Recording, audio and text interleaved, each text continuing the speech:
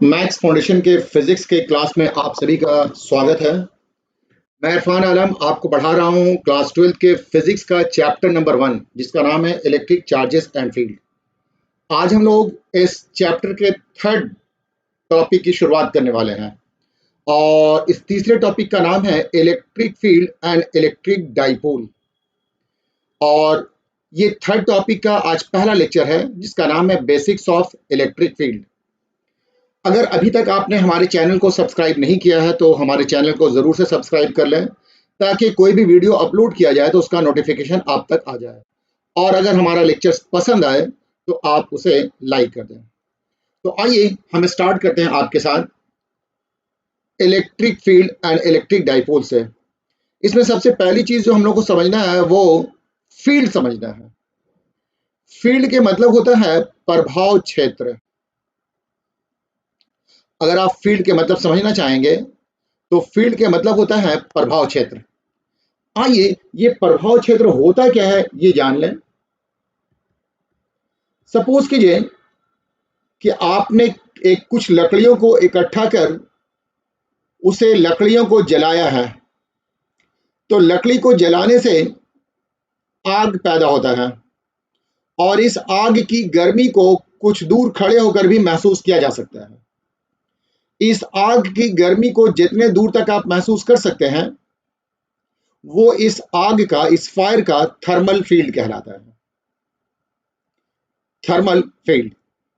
इसी तरह से अगर आप कोई बल्ब जलाते हैं और बल्ब जलाने से रोशनी निकलती है, उसकी रोशनी को आप कुछ दूर तक महसूस कर सकते हैं।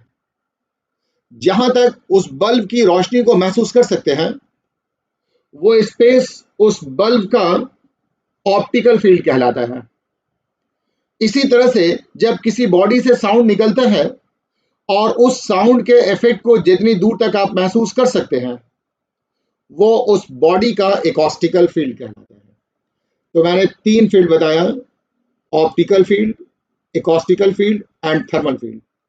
इन तीनों के तीनों फील्ड में सिर्फ मैग्नीट्यूड होता है, डायरेक्शन नहीं होता है। ऐसे फील्ड को स्केलर फील्ड के नाम से जाना जाता है। वो फील्ड जिसमें सिर्फ मैग्नीट्यूड हो, डायरेक्शन नहीं हो, वो स्केलर फील्ड है, जैसे optical field, acoustical field and thermal field. लेकिन इसके अलावा भी कुछ और फील्ड हैं जो वेक्टर फील्ड के नाम से जाने जाते हैं। जैसे मान लिया जाए कि आपने स्पेस में कहीं पर कोई चार्ज रखा, तो ये चार्ज अपना एक इलेक्ट्रिकल इफेक्ट पैदा करता है। जहां तक आप इस चार्ज के इलेक्ट्रिकल इफेक्ट को महसूस कर पाएंगे वो स्पेस उस चार्ज का इलेक्ट्रिक फील्ड कहलाता है। अगर आपने स्पेस में कहीं पर मैग्नेट रखा है और उस मैग्नेट के मैग्नेटिक इफेक्ट को जहां तक आप महसूस कर पाएंगे वो उस मैग्नेट का मैग्नेटिक फील्ड कहलाएगा। अगर आपने कोई द्रव्यमान रखा है, कोई मास रखा है, तो इस मास के इफेक्ट को जितनी दूर तक महसूस कर पाएंगे ये स्पेस उस मास का ग्रेविटेशनल फील्ड कहलाएगा। तो इस बार फिर मैंने आपको 3 फील्ड्स का नाम लिया। एक का नाम है इलेक्ट्रिक फील्ड जो चार्ज के कारण उत्पन्न होता है, दूसरा मैग्नेटिक फील्ड जो कि मैग्नेट के कारण है, तीसरा ग्रेविटेशनल फील्ड जो कि मास यानी द्रव्यमान के कारण है। इन तीनों के तीनों फील्ड में मैग्नीट्यूड भी होता है और डायरेक्शन भी होता है। तो ऐसे फील्ड को कहा जाता है वेक्टर फील्ड। हमारे यहाँ लेक्चर्स का इंटरेस्ट जो है आपके साथ वो सिर्फ इलेक्ट्रिक फील्ड के बारे में है, बाकी मैग्नेटिक फील्ड और ग्रेविटेशनल फील्ड अभी हम लोग नहीं पढ़ने वाले हैं। तो इलेक्ट्रिक फील्ड क्या है? जब आप चार्ज रखते हैं स्पेस पे कहीं पर तो ये चार्ज अपने चारों तरफ अपना एक इलेक्ट्रिकल इफेक्ट प्रोड्यूस करता है। जहां तक चार्ज के इलेक्ट्रिकल इफेक्ट को महसूस किया जा सकता है वो उस चार्ज का इलेक्ट्रिक फील्ड कहलाता है। The space around a charge up to which electrical effect of charge can be experienced is called its electric field। बात समझ में आ गई? ये डेफिनेशन से ये पता चलता है कि इलेक्ट्रिक फील्ड प्रोड्यूस करने के लिए आपको एक चार्ज की जरूरत होगी। बिना चार्ज के इलेक्ट्रिक फील्ड नहीं उत्पन्न किया जा सकता है। मतलब चार्ज स्रोत होता है इलेक्ट्रिक फील्ड का। तो वो चार्ज जो इलेक्ट्रिक फील्ड का स्रोत है वैसे चार्ज को कहा जाता है सोर्स चार्ज। सोर्स चार्ज, ये चार्ज क्या है? वो charge that produces electric field around it is called source charge. फिर से जान लें, वो चार्ज जो अपने चारों ओर अपना इलेक्ट्रिकल इफेक्ट प्रोड्यूस करता है, यानी इलेक्ट्रिक फील्ड प्रोड्यूस करता है, ऐसे चार्ज को कहा जाता है सोर्स चार्ज।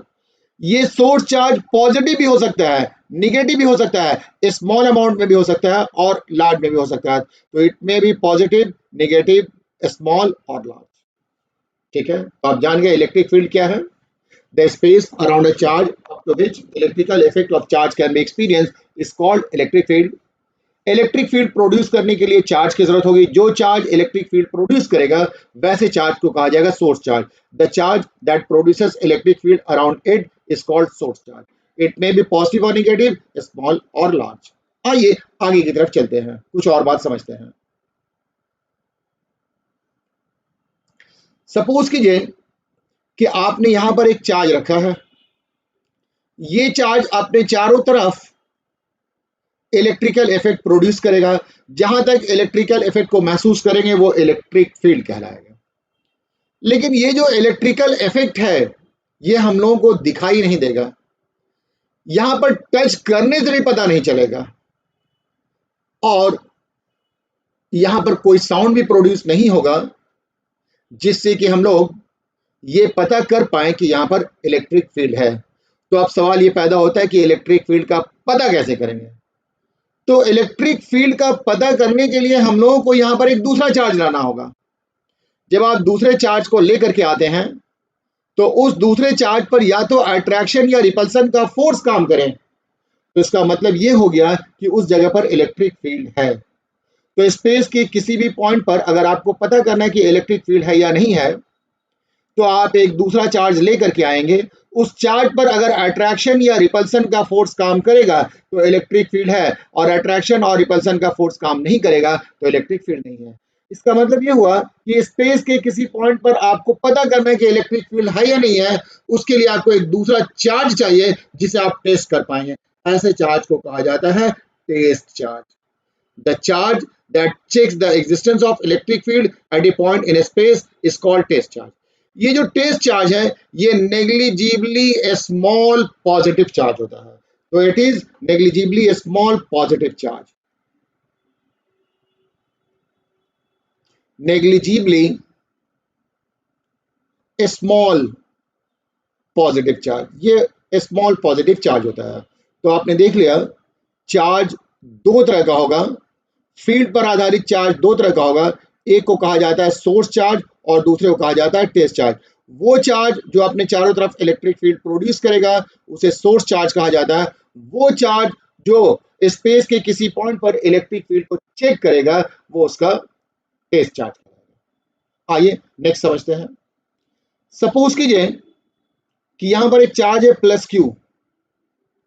इसने अपने चारों तरफ अपना एक फील्ड प्रोड्यूस किया है। अब ये एक पॉइंट पी है और हम लोगों को ये पता करना है कि यहाँ पर फील्ड है या नहीं है। तो इसके लिए हम लोग एक टेस्ट चार्ज रखेंगे।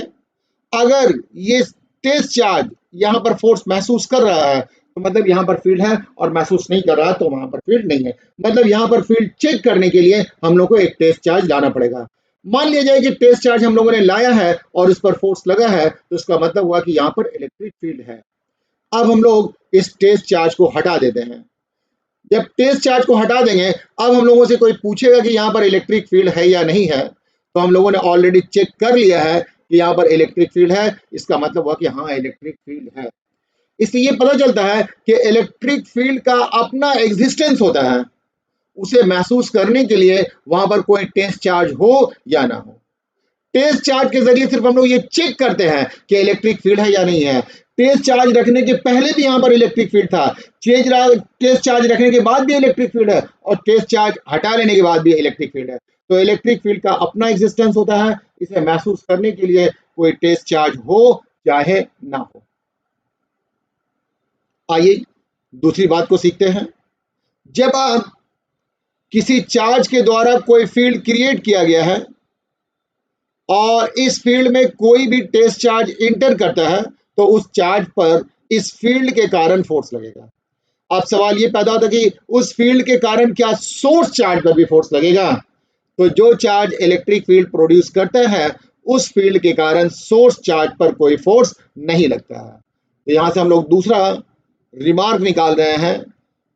क्या सेकंड रिमार्क है, देख लें। सेकंड रिमार्क ये कहता है a source charge does not experience any force due to the field that it produces itself. कोई भी सोर्स चार्ज जो अपना फील्ड उत्पन्न करता है उस फील्ड के कारण उस चार्ज पर कोई फोर्स नहीं लगता है। तीसरा है as one moves away from point source charge electric field decreases and finally it becomes zero at infinity. अगर कहीं पर आपने एक पॉइंट चार्ज रखा है और इस पॉइंट चार्ज से आप दूर जा रहे हैं तो इलेक्ट्रिक फील्ड का वैल्यू डिक्रीज करता है और एक समय ऐसा आएगा जब आप इंफिनिटी पर पहुंच जाएंगे तो इलेक्ट्रिक फील्ड का वैल्यू जीरो हो जाएगा। आइए नेक्स्ट, सपोज कीजिए कि आपने यहां पर एक चार्ज रखा है प्लस क्यू, यहां से कुछ दूरी पर एक पॉइंट पी है, यहां पर इलेक्ट्रिक फील्ड है या नहीं है ये जानना है तो यहां पर हम लोग एक टेस्ट चार्ज रख देते हैं। मान लिया जाए कि इस सोर्स चार्ज के कारण इस टेस्ट चार्ज पर फोर्स लगता है, इसका मतलब हुआ कि यहां पर इलेक्ट्रिक फील्ड है। अब सवाल ये पैदा होता है कि जो इलेक्ट्रिक फील्ड है उसका वैल्यू क्या है, स्पेस के किसी पॉइंट पर इलेक्ट्रिक फील्ड का वैल्यू क्या है ये कैलकुलेट करना है। तो स्पेस के किसी पॉइंट पर इलेक्ट्रिक फील्ड का वैल्यू कैलकुलेट करने के लिए स्पेस के किसी पॉइंट पर इलेक्ट्रिक फील्ड का वैल्यू कैलकुलेट करने के लिए आपको दो तरह के टर्म को जानना जरूरी है, जिसमें एक टर्म है यूनिट पॉजिटिव चार्ज। पहला वाला जो टर्म है वो कहलाता है यूनिट पॉजिटिव चार्ज। 1 कूलम के पॉजिटिव चार्ज को, 1 कूलम का पॉजिटिव चार्ज ये यूनिट पॉजिटिव चार्ज कहलाता है। A positive charge of 1 coulomb is called unit positive charge. It is represented by +1 coulomb. इस तरह से रिप्रेजेंट करते हैं। दूसरा जो टर्म उसका नाम है इंटेंसिटी ऑफ इलेक्ट्रिक फील्ड, और इसे शॉर्ट में हम लोग सिर्फ इलेक्ट्रिक फील्ड के नाम से भी जानते हैं। मतलब इंटेंसिटी ऑफ इलेक्ट्रिक फील्ड कहा जाए या इलेक्ट्रिक फील्ड कहा जाए तो ये सेम बात हुआ। ये है क्या, सपोज कीजिए कि आपने यहां पर एक चार्ज प्लस क्यू रखा है, यहां पर एक पॉइंट पी है और पॉइंट पी पर इलेक्ट्रिक फील्ड का वैल्यू कितना है ये आपको नहीं पता है, तो वैल्यू जानने के लिए आप यहां पर एक 1 कूलम का चार्ज रख देंगे। ये चार्ज इस 1 कूलम के चार्ज पर फोर्स लगाएगा। 1 कूलम के चार्ज पर जितना ही फोर्स लगेगा उसी फोर्स को कहा जाता है इंटेंसिटी ऑफ इलेक्ट्रिक फील्ड, और वो इस पॉइंट पर इलेक्ट्रिक फील्ड के वैल्यू को मेजर करेगा। तो इंटेंसिटी ऑफ इलेक्ट्रिक फील्ड क्या हो गया, it is electrostatic force on unit positive charge. Space में यूनिट पॉजिटिव चार्ज पर जो भी फोर्स लगता हो वो उस पॉइंट का इंटेंसिटी ऑफ इलेक्ट्रिक फील्ड कहलाता है, या सिंपली इलेक्ट्रिक फील्ड कहते हैं, या उसे हम लोग वैल्यू ऑफ इलेक्ट्रिक फील्ड भी कहते हैं। तो अगर पूछा जाए कि इंटेंसिटी ऑफ इलेक्ट्रिक फील्ड क्या है तो it is electrostatic force on unit positive charge. It determines the value of electric field at A point in space. Space के किसी भी पॉइंट पर आपको इलेक्ट्रिक फील्ड का वैल्यू निकालना है तो आपको इंटेंसिटी निकालने की जरूरत पड़ेगी। आइए आगे चलते हैं, नेक्स्ट देखते हैं। याद रखेंगे स्पेस में चार्ज 3 तरीके से होता है।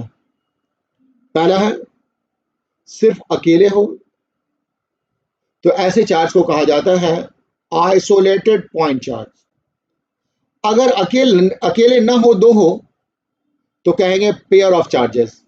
अगर इसमें एक और आ जाए तो इसको कहेंगे मल्टीपल चार्जेस। मतलब स्पेस में चार्ज 3 तरह से एग्जिस्ट करता है। अगर अकेले हुआ तो आइसोलेटेड, किसी के साथ हुआ तो पेयर, और बहुत सारे के साथ हुआ तो उसको कहेंगे हम लोग मल्टीपल चार्जेस। तो सबसे पहले हम लोग इलेक्ट्रिक फील्ड मालूम करेंगे due to isolated point charge, expression for electric field, और इसे इंटेंसिटी ऑफ इलेक्ट्रिक फील्ड भी कहेंगे due to isolated point charge. तो डायग्राम में आप देख रहे हैं यहां पर मैंने एक चार्ज लिया है, ये चार्ज प्लस क्यू है। यहां से r डिस्टेंस पर एक पॉइंट P है। इस पॉइंट P पर इलेक्ट्रिक फील्ड मालूम करना है। स्पेस के किसी भी पॉइंट पर इलेक्ट्रिक फील्ड मालूम करना हो तो आप वहां पर +1 कूलम का चार्ज रखेंगे। ये पॉजिटिव चार्ज है और ये भी पॉजिटिव चार्ज है। पॉजिटिव चार्ज के बीच में रिपल्सन होगा, नतीजा इस डायरेक्शन में फोर्स लगेगा। यूनिट पॉजिटिव चार्ज पर जो भी फोर्स लगेगा उसी फोर्स को कहा जाता है इंटेंसिटी ऑफ इलेक्ट्रिक फील्ड या सिंपली इलेक्ट्रिक फील्ड। अगर 1 कूलम चार्ज के अलावा कोई चार्ज हो, उस चार्ज पर फोर्स लगता हो तो उसे इलेक्ट्रोस्टैटिक फोर्स कहेंगे, लेकिन अगर यूनिट पॉजिटिव चार्ज पर फोर्स लगेगा तो स्पेशल नाम दिया गया, वो है इंटेंसिटी ऑफ इलेक्ट्रिक फील्ड। तो Q ये amount of source charge at O, E electric field at P, R distance of point P from O, E intensity of electric field at P, ये P हो जाएगा, intensity of electric field at P। Using Coulomb's law, Coulomb's के law में आपने पढ़ा है F is equal to 1/4 pi epsilon naught Q1 Q2 by R square.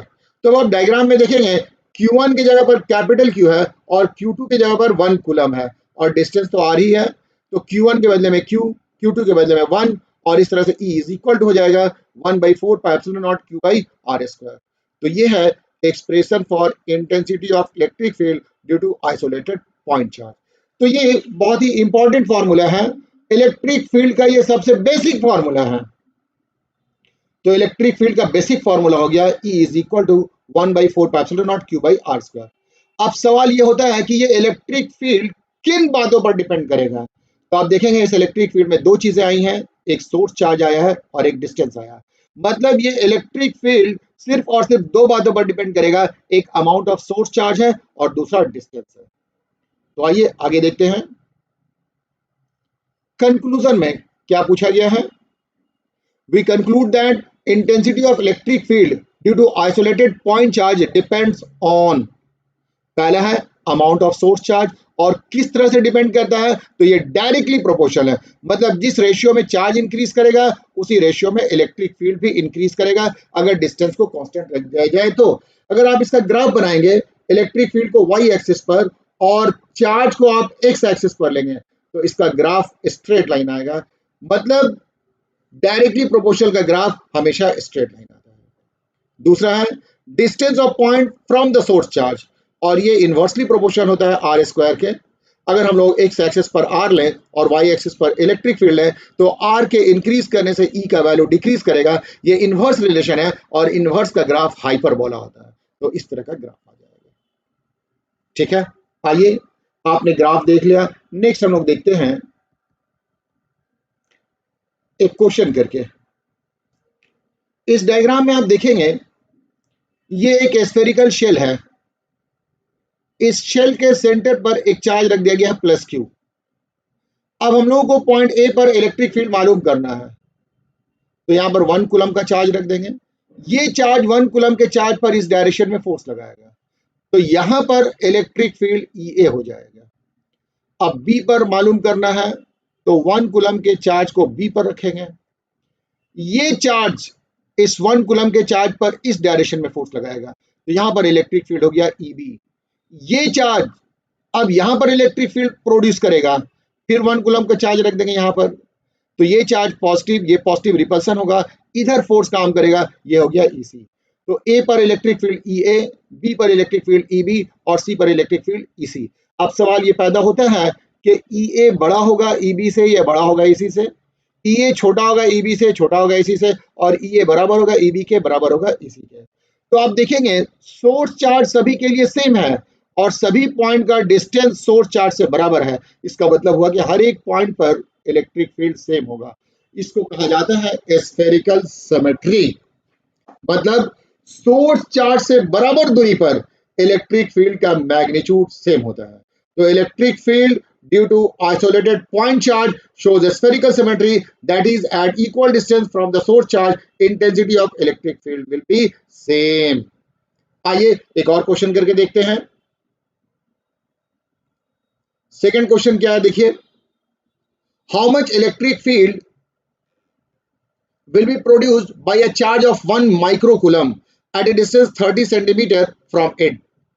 यहां पर एक चार्ज है और ये चार्ज 1 माइक्रोकूलम का है, यहां से 30 सेंटीमीटर की दूरी पर एक पॉइंट P है और इस पॉइंट P पर इलेक्ट्रिक फील्ड मालूम करना है। तो अगर सोर्स चार्ज की बात करेंगे तो 1 माइक्रोकूलम है, और हम लोग जानते हैं कि चार्ज को माइक्रोकूलम में नहीं कूलम में होना चाहिए, तो कूलम में लाने के लिए 10⁻⁻6 से इंटू करना पड़ेगा। आर जो कि डिस्टेंस है ये 30 सेंटीमीटर है, इसको मीटर में कन्वर्ट करना पड़ेगा। सेंटीमीटर को मीटर में कन्वर्ट करने के लिए 10⁻2 से मल्टीप्लाई करना पड़ता है। इलेक्ट्रिक फील्ड का वैल्यू आपको मालूम करना है, तो इलेक्ट्रिक फील्ड का फॉर्मूला होता है 1/4πε0 Q divided by R square. 1/4πε0 का वैल्यू आप जानते हैं 9 × 10⁻9 होता है। Q का वैल्यू आपको दिया हुआ है 1 × 10⁻6 है, और R जो कि आपको 30 × 10⁻2 है, तो आप इसे दो बार लिखेंगे 30 × 10⁻2 30 × 10⁻2। अब आप सिंप्लीफाई करें, ये यहां देखेंगे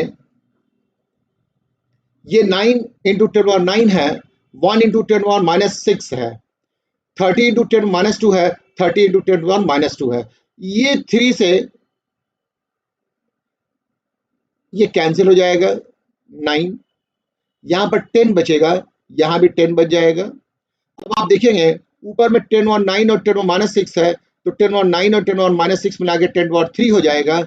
यहाँ 10⁻2 है, 10⁻2 है, और फिर ये 10 है और ये 10 है, तो मिला करके 10⁻2 हो जाएगा, और जब ऊपर ले जाएंगे तो 10⁻2 हो जाएगा। अब ई का वैल्यू आ जाएगा, बेस सेम है, पावर ऐड हो जाएगा, 10⁻3 + 2 मिला करके 10⁻5 हो जाएगा, तो इसका आंसर हो जाएगा 10⁵ न्यूटन पर कूलम। तो ये था electric field due to isolated point charge. इसके अलावा हम अगली क्लास में आपको कुछ और डिस्कस करेंगे, फिर बताएंगे electric field due to pair of charges and multiple charges. Okay, thank you.